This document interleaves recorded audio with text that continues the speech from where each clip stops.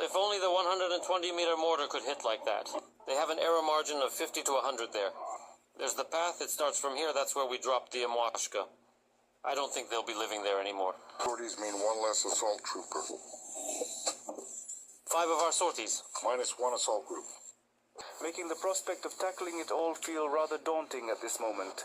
First of all, there's a lot of work in our sector. Secondly, there's a significant amount of enemy remote mining activity, and that also absolutely needs to be thoroughly cleared and dealt with.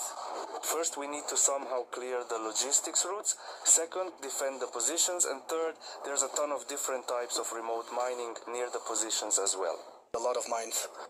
And this isn't measured in 10 mines or even 100 mines. It's measured in hundreds of mines. You could even say in thousands of mines. The sappers explain, they always work with our infantry in mind, Because the position is protected, the calmer and easier it is for the infantry to do their job.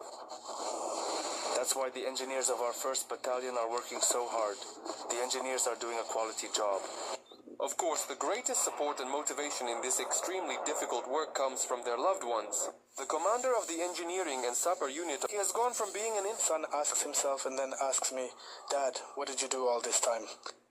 Well, to say that I was hiding at home under my mother's skirt or that my grandmother hid me in the cellar, I just couldn't allow myself to do that. That's why I kept moving forward.